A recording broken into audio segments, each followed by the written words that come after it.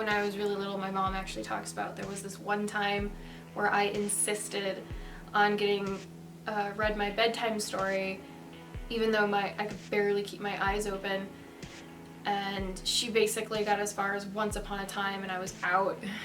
So I've always loved books. That's always been a constant in my life. And, you know, trips to the library were always very cherished, and reading books was always fun. I was always a couple grade levels ahead. In first grade I was reading at third grade, and I think in sixth grade I read like The Phantom of the Opera, which was supposedly a 12th grade level book.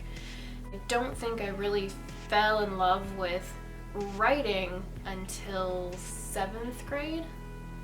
And my 7th grade English teacher apparently told my mom at one of the parent-teacher conferences that she would put my writing assignments at the bottom of the pile so that way she'd have something to look forward to, which is something that was so flattering to hear, and it's obviously something that I still think about.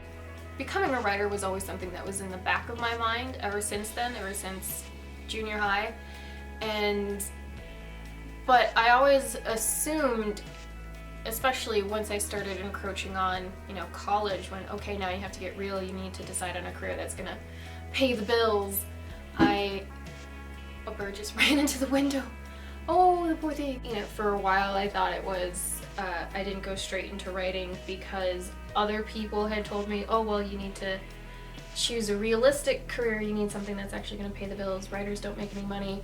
And then when I did start writing and started talking to people about it, they're like, we never told you not to write.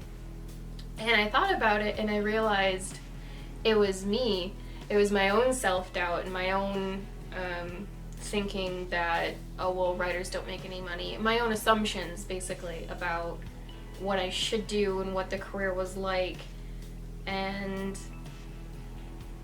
once I started actually doing research on it, and once I'd actually lived on my own for a while, I was able to look at the numbers and look at what it was actually like and realize that it not only was doable, I was already living off of way less than the average writer makes. So when I found out that the low end of the average writer's income was more than that, I was like, well, gee. Big push for me was just seeing the numbers and seeing how much more doable it was than I had assumed for all those years. And then I just needed the courage to do it. Say Dale and I, we were about to move. I was about to move the farthest from home I'd ever been. So finally, late one night, you know, we were having this conversation about, okay, well, we really want this life that we're starting to be the one that we really want, that both of us really want. And so I finally confessed, I really want to be a writer.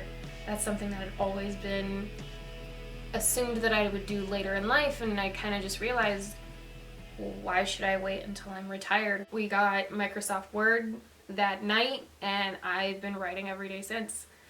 I had this tiny little A-frame that I absolutely loved, and some of my favorite memories in there, you know, I barely turned on the heat, but some of my favorite memories are just me sitting with my laptop plugged into the wall, sitting on my tiny little makeshift couch that I made, typing away and working on what's going to be my next novel, Reclamation. And I really just, I reveled in being able to sit and just create and look around and see that I had created everything there. You know, everything was there because of me and my efforts. You know, I fully owned everything in that teeny tiny little house, and I was creating something, working on something, creating something that, again, was entirely of my own making. And there was such pride in that. So when we had that conversation, when we were saying, all right, we're going to completely change our lives, we're going to do what we want to do, I thought about those moments and how much I enjoyed them.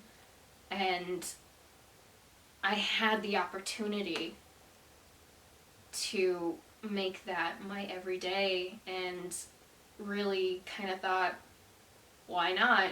I mean, that A-frame I lived in, I had some bookshelves, not really many, there wasn't really a lot of room, but I mean, I had this little entertainment center thing, and it was 2 shelves, and it wasn't just, I mean, completely filled with books, but then 2 deep, and then there were ones also on top of the books and ones underneath the books, and there was this huge single bookshelf kind of thing that stretched the whole width of the place. That was completely filled, you know, like bookends. Why do you need bookends? How do you not have enough books to fill the whole shelf? I had hundreds of books, just hundreds of books.